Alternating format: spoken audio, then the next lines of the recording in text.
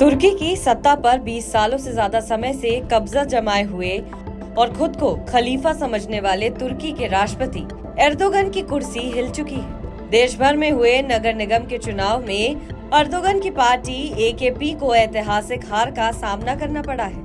तुर्की की मुख्य विपक्षी पार्टी ने राजधानी अंकारा, इस्तांबुल और इजमिर समेत 5 बड़े शहरों में जीत हासिल की है।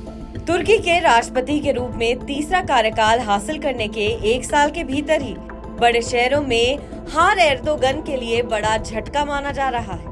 खासतौर पर इस्तांबुल की हार इस बात का संकेत है कि देश की सत्ता पर एर्दोगन की पकड़ कम होने लगी। तुर्की के सबसे बड़े शहर में एर्दोगन बड़े हुए और यहीं के मेयर बनकर उन्होंने देश की राजनीति में कदम रखा था।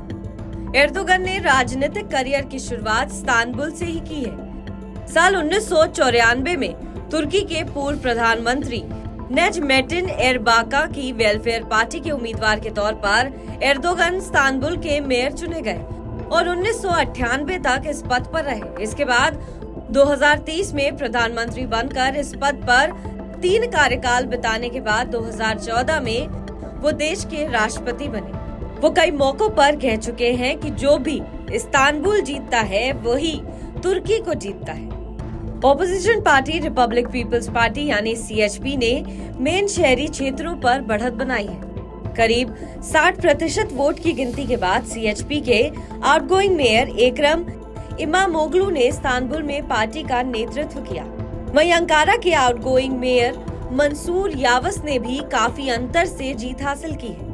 CHP देश के 81 प्रांतों में से 36 में आगे चल रही है। राजधानी अंकारा में एर्दोगन की पार्टी को शर्मनाक स्थिति का सामना करना पड़ा है। विपक्षी मेयर मंसूर यावस अपने प्रतिद्वंदी से इतने आगे थे कि उन्होंने आधे से अधिक वोटों की गिनती से पहले ही अपनी जीत की घोषणा कर दी थी। मंसूर के समर्थक जश्न मनाने सड़कों पर उतर गए और मुख्य सड़कों पर जाम लग गया।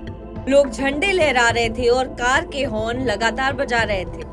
70 वर्षीय एर्दोगन ने स्थानीय चुनाव में खराब प्रदर्शन को स्वीकार करते हुए कहा कि ये वैसा नहीं हुआ जैसा उन्हें उम्मीद थी। हालांकि उन्होंने अपने समर्थकों से अंकारा में कहा कि ये हमारे लिए अंत नहीं बल्कि एक महत्वपूर्ण मोड़ होगा। तुर्की टेलीविजन पर आधी रात में दिए अपने संबोधन में एर्दोगन ने हार स्वीकार करते हुए कहा कि उनकी सरकार लोगों की इच्छा का सम्मान करेगी। उन्होंने कहा कि तुर्की के लोकतंत्र ने एक बार फिर खुद को साबित किया है। हमें कुछ असफलताएं मिली जिनकी हमें उम्मीद नहीं थी।